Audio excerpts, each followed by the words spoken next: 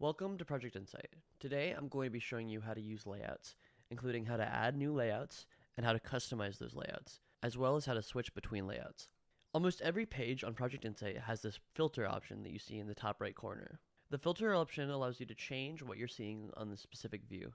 For this example, we're going to be using the time entry grid. However, once again, this can be used on almost any page on Project Insight. So let's say we want our time entry grid to only show tasks, whereas currently it shows tasks as well as issues, proposals, and to-dos. For example, we can see this broken item issue right here. But we also like how it looks now, and we'd like to be able to quickly switch back to that. This is where layouts come in. Click on the layout option, and clicking Manage Layouts, you're able to save your current layout and quickly switch back to it. So for example, we'll name this layout Tasks, Issues, To-dos, and Proposals.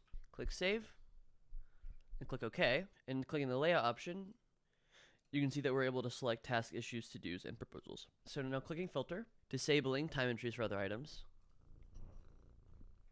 And let's say we also want more task-specific information.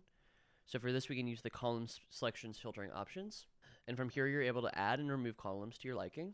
So for example, let's add description and end date, just so we have a little bit more information about the task.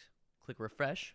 And as you can see, we have our task descriptions, which are mostly blank, and our task end dates. And if we scroll down, you can see that there's no to-dos, issues, or proposals included here. So let's say we'd also like to have this as a layout. We can click Layout, Manage Layouts, Save. We can name this Tasks Only. Click Save. Click OK. And while on your current layout, you can also edit it through the filter options.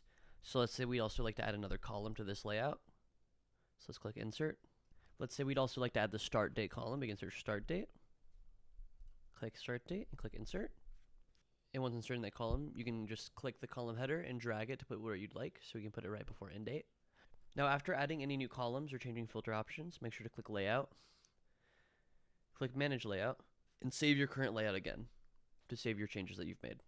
Now switching back to our original layout, you just click Layouts, click Tasks, Issues, To-dos, and Proposals. And as you can see, we're back to our original layout. And if we'd like to switch back to our task only layout, we can just click Layouts, click back to task only. For more information about filter options, including page specific filter options, and more information on the filter menu in general, you can reference our existing videos and documentation on the subject.